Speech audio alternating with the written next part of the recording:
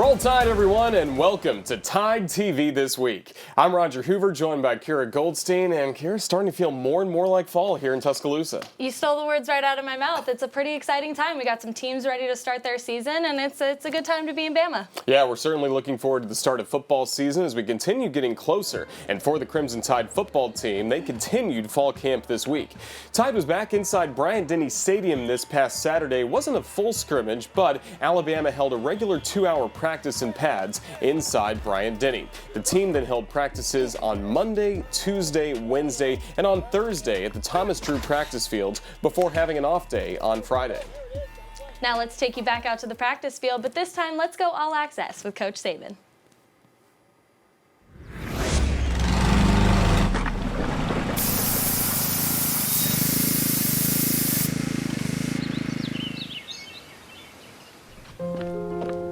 Mental, physical, toughness, ability to finish and sustain. There's one prerequisite for being able to give effort, play with toughness, and be able to sustain your focus so you know what you do. You know what that is? You got to be in physical condition. Rocker Series 5! Set! Hit! Focus on what you want to do, what you want to accomplish. Think about that. Don't think about how you feel, how tired you are, how hot it is. You got to push yourselves on the field when you're playing football to finish plays, to run the ball, and to get out of the poor me. Look, you can't just come to practice and be able to play this game. You got to be committed to understanding what you do. How can you come on the field and not know what to do? And how do you think you're going to play if you don't? We can't play together if you don't. Everybody needs to focus on what they need to do to get better. What you got to think about is I made mistakes, and I'm going to do what I have to do to get it corrected so we can get better as a team. And that's what everybody's got to focus on. 3-step drive. That's it right there. Good. Go. Start your scoots, back pedal. Now drive on. That's it right there. Good. The ball out. Let's go. We said match me. Well, you're a leader. All right, then you got to do it right so the other guys can match you. Well, we're asking more of everybody because we're not where we need to be. But we can get there. 1, 2, 3, team. So where does Alabama rank in the preseason polls? Well, in the Associated Press Top 25, the writers have the Tide third with 2 first-place votes behind number 1 Clemson and second-ranked Ohio State. Georgia is behind Alabama at 4, with Oklahoma rounding out the top 5. Other SEC teams include LSU at 6, Florida at 8, Auburn is 11th, Texas A&M is 13th, and 25th ranked Tennessee brings us to the 7th SEC team in the top 25. However, in the coaches' top 25, Alabama is 3rd as well, as the coaches gave the Tide 4 first-place votes. There are 3 SEC teams in the top 5, with Georgia and LSU behind the Tide. Florida makes 4 in the top 10, with the Gators selected 8th. There are 2 more SEC teams just outside the top 10, with Auburn at 11th and Texas A&M at number 13. And of course, Crimson Tide fans, you should follow Alabama football on social media. There's a lot of great content almost daily on there. One of the recent videos gives you an up-close look around the practice field with the Crimson Tide football team. Let's go all access once again as we head back out to the practice field with the Tide. Up! On your feet! Right down! Josh, you got him. Let's go! Okay, let's get better. That was that to your right. Hey. That was that to your right. Hey. Let's get it. Hey. Hey. Hey. Hey. Let's go!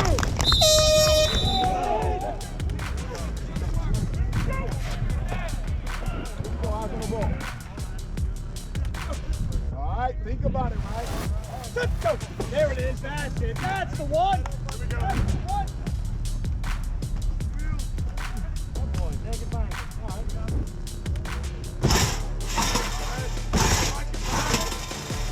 Good. Here we go. Next 2 up.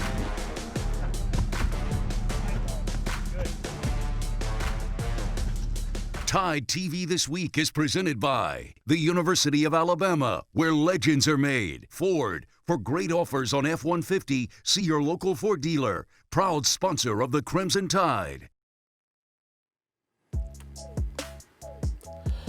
Welcome back to Tide TV This Week. As the season approaches, we're going to preview the upcoming season for the Crimson Tide. Next week, we'll take a look at the offense, but this week, we're going to preview the defense. And Christopher England joins us now as he chats with a special guest that I'm sure most of you know to preview this year's defense. Christopher? Thanks, guys. To preview the defense for the upcoming 2020 season for the Alabama Crimson Tide, I'm joined now by SEC Network analyst Roman Harper. Roman, it's great to see you. Thanks for joining us. Thanks, man. Appreciate that. That still sounds so new to me when you say SEC analyst. It's new, but I'm definitely happy and it sounds good. Well, Roman, I've enjoyed watching you on the SEC Network. Now, you're a Super Bowl champion, two-time Pro Bowl selection, and most importantly, an Alabama Crimson Tide great. What went into your decision to go from the playing field to the studio as an analyst for the SEC Network? Well, my biggest decision was after I retired playing football, I wanted to take 365 days and do absolutely nothing. So I was able to accomplish that, and I came out of a cave and, all right, what am I going to do? What am I going to do? I got to get away from my wife in the house, and I need to start figuring out something. And I started to see something, what was going to make me passionate or give me drive that, and I didn't want to feel like I was just getting a job to say I was working. So something I need to be passionate about. And, you know, football I played for so long and it was my job, but it never felt like a job. So I narrowed it down to doing some other things. I went back to school and got another degree at Columbia, took a business class at Columbia University. And I started doing a broadcast boot camp through the NFL. And lo and behold, I started doing some low network TV guys and also Carolina Panthers in 2019. And after this opening came up, I interviewed for it, and now I'm here. So it worked out well. Well, Roman, you know, taking a look now at the defense for the Crimson Tide, a major contributor is returning in linebacker Dylan Moses, along with fellow inside linebacker Joshua McMillan. Both of those suffered season-ending injuries before the season even began last year, with Moses being the signal caller at middle linebacker. Do you think his return is maybe the best thing that could have happened for the defense? Well, it was huge. You look at him, just go back on tape. First of all, he was a five-star player coming out of Baton Rouge, right there in the home state of LSU. So we get him out of there. That was huge for Alabama. And he is the fastest linebacker on tape when you watch him. So he plays at an extremely high rate of speed. And you love that ability to where he reacts and sees and goes. And you can't teach that. And the speed in which he plays on, that is all, you know, that is what has NFL teams so excited about him. He has to continue to be healthy now, comes back, and he can flash anywhere close to what he was before his injury, then he'll be just fine. Roman, on the defensive front, you know, the Tide will be looking to replace second-round draft choice Raekwon Davis. There are several guys in the mix, and you're very familiar with the Tide's defensive line coach, Freddie Roach, having played with him here. What are your thoughts on the Tide's defensive front?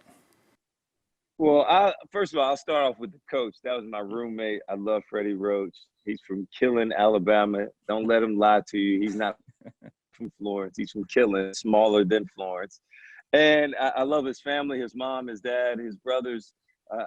We all grew up together from the Alabama-Mississippi All-Star game. We've known each other and loved each other. So I think he's been a great addition to that school because, you know, he's been on the streets of it. He knows what he's been on that campus. He knows what it's like to be a football player there. And that right there gives players in the room the ability to be able to talk to their coach and actually build that personal relationship. And when you have a personal relationship with those players and those coaches, you're actually willing to go a little bit further for them. You're actually able to fight a little bit more for them. And I think right there, we will be able to get more out of our defensive line this year. I think the return of DJ Dale, I think he's going to be a really big asset. He played really well early for those guys before he had an injury last year. The one I'm really looking forward to, the outstanding, I think he should have a breakout type, Barrymore. I thought he really came on strong. He has an ugly number. I hate that he wears 58. I don't understand that number on him. But hey, the guy makes plays and he's active. He's disruptive. Comes to coaching D-line, I just told Freddie, just talk about hand placement. If guys can get off the ball and have great hand placement and be disruptive, you can make a lot of plays and you'll be really good in college. And talent is not an option or issue at Alabama. It's going to be all the other little details that's going to make them difference and make them a good defense or a great defense. And if he can make plays, he can wear 00, right? I don't care what he wears. He can wear 77. That's a bad number too. Well, Roman, in the secondary, several key players are gone from last season, but the Tide does return one of their defensive leaders in Patrick Surtain, along with Josh Jobe. How do you feel about the secondary as we approach the season opener in just a couple of weeks?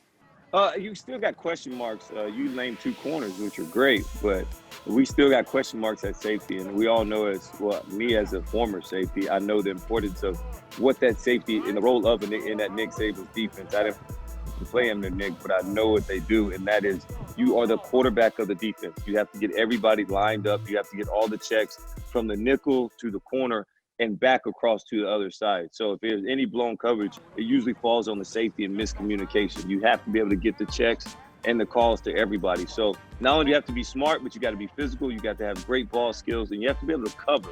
So all these things I'm looking forward to who's going to be the next guy. I'm so used to Alabama secondary having a safety that's ready to be the next guy or the next NFL star safety. And I don't know who that is so far. So those questions should be answered this year, and going into the season, I'm looking forward to that. Well, Roman, I know you're loved by Crimson Tide fans everywhere, and thank you for joining us, and we look forward to visiting with you throughout the upcoming season. Thanks, man. Appreciate it. We'll talk to you guys soon. Have a good one. Stay with us. We'll have more Tide TV this week coming up next. Tide TV This Week is presented by Ford. For great offers on F-150, see your local Ford dealer. Proud sponsor of the Crimson Tide. The University of Alabama, where legends are made. Welcome back, everyone. The University of Alabama recently completed an addition to the Mal Moore building that included a new athletic training room. This week, we're going to showcase the new rehabilitation tools that help in the recovery process for our student athletes. Let's take a look at episode 2 of our new Sports Science Facility Center.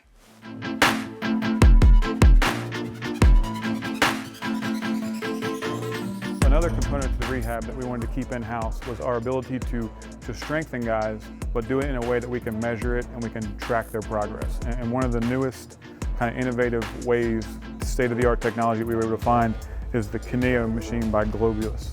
And this is a strengthening device, but it's a computerized strengthening device. So what this allows us to do is a whole different variety of strength parameters. We can do isotonic, isometrics, we can do isokinetics, eccentric, concentric, we can do all the forms of strengthening on one machine. And while we do this, we can get precise measurements so we can track an athlete's progress as he comes back from rehab. You can actually watch the strengthening happen, and you can watch the numbers. So as I do each one of my reps, it's tracking how much force I'm presenting. The nice thing about this too is it's providing both concentric and eccentric loads so I can strengthen the shoulder in both ways. And then when you get done, every exercise that we do on this, whether it's a shoulder exercise, a knee exercise, a hip exercise, it doesn't matter. We can look at every rep and look at the force they were able to produce, and then we can compare that to the next time. So what we want to see is an upward trend in their strength. So every rep we do is tracked. Nothing's wasted, nothing's taken to chance. There's no guesswork. We know whether what we're doing is making them stronger or not. So another aspect of rehab that is really important to us is the ability to transition these guys to running, from just stationary exercises to actually running in return to play. Running is a key component to getting them back on the field. So we like the Ultra G anti-gravity treadmill.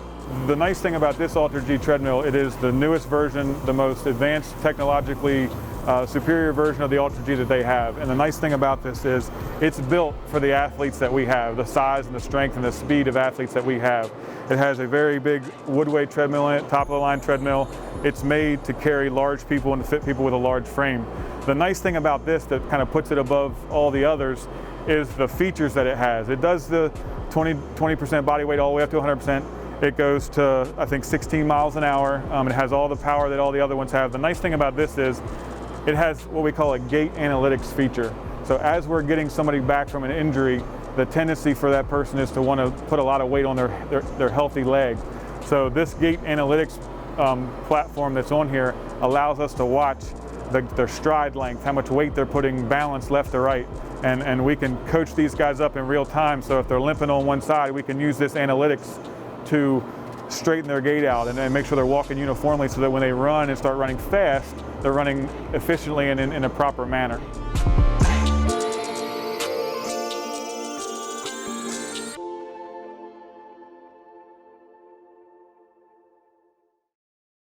Welcome back to Tide TV This Week. I'm Roger Hoover, now joined by the head swimming and diving coach for the University of Alabama, Coley Stickles. And Coach, it's great to see you, and also congratulations are in order for you. You've been named for the 9th consecutive year to the coaching staff of the U.S. national team. What does that honor mean to you?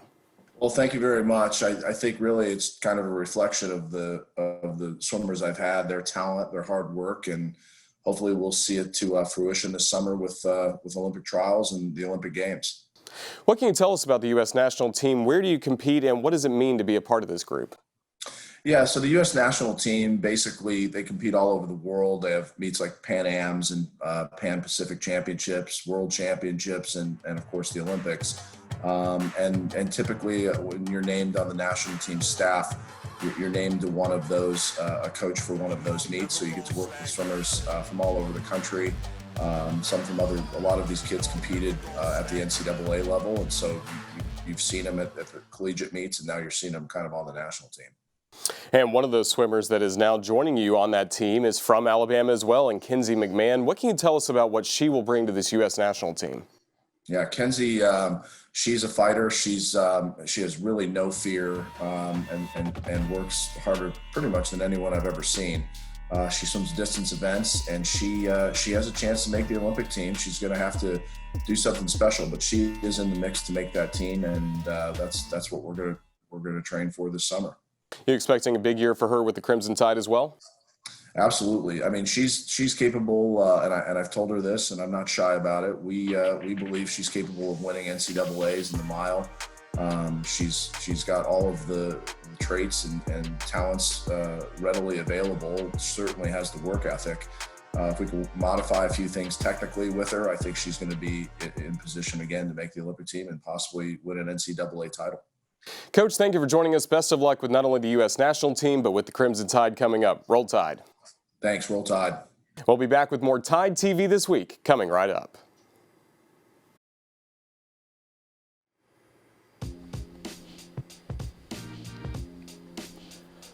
Welcome back to Tide TV this week. As we look forward to the upcoming fall season for the Crimson Tide, let's take a look at our players to watch, brought to you by Payless Drugs. This week, we take a look at our soccer players to watch.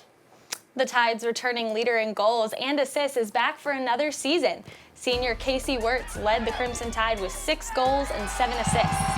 Last season, Wirtz was a member of the Fall Academic Honor Roll and was selected to the SEC All-Conference second team. Then for the Crimson Tide, sophomore Raina Reyes will be one to watch this fall as well. As a freshman, Reyes made academic honor roll and was selected to the Southeastern Conference All-Conference first team and the All-Freshman team. Reyes finished her freshman campaign with 3 goals and 1 assist. Those are our players to watch from Payless Drugs, and you can see them in action as the soccer season begins for the Tide on September 19th.